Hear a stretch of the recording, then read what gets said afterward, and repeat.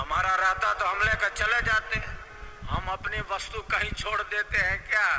पूरा सहेज कर संभाल कर रखते हैं।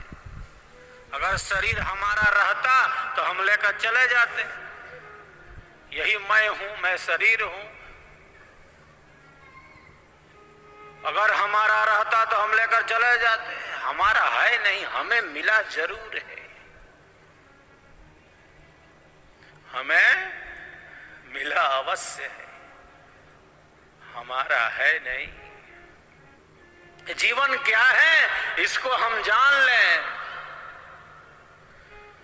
परम लक्ष्य की सिद्धि हो जाए, धर्म से लेकर मोक्ष की सिद्धि हो जाए, इसलिए ये शरीर मिला है।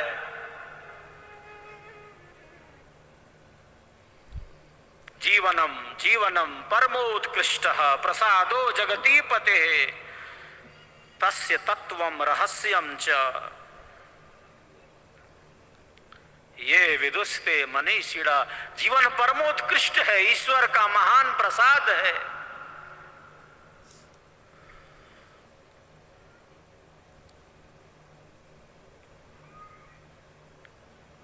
इससे पहले कि शरीर नष्ट हो जाए, इससे पहले कि शरीर नष्ट हो, इसका अनुभव हो जाए कि कौन हूं मैं, स्वयं का अनुभव हो जाए। उस आत्म तत्व का, उस परमात्मा तत्व का अनुभव हो जाए, या उस दिशा में तीव्रता के साथ आगे बढ़ते रहें। जो सद्गुरु और शिष्य का संबंध है वो केवल इस जन्म और जीवन तक सीमित नहीं है। शिष्य अपने लक्ष्य तक नहीं पहुंच सका, शिष्य अपने लक्ष्य तक पहुंच नहीं सका।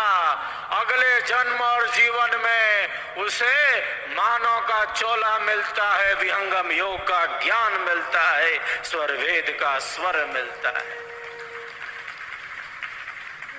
मुक्ति तक संबंध गुरुदेवा।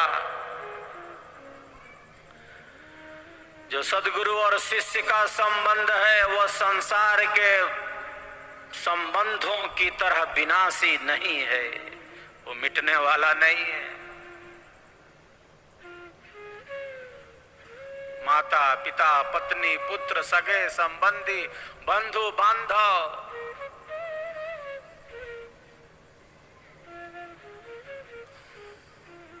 संसार के समस्त संबंध जैसे बदल रहे हों विनाशी की तरह। कोई कभी किसी रूप में आ रहा है, कोई कभी किसी रूप में आ रहा है। आत्मा की कोई उम्र है ही नहीं, आत्मा अनंत है। बाहर से हम कहते हैं ये छोटा है, ये बड़ा है, ये है वो है, संसार के संबंधों में बांध देते हैं। किसी जन्म में कोई आ रहा है, किसी जन्म में किसी रूप में आ रहा है, बदलता जा रहा है। ये बदलाव है, ये परिवर्तन है।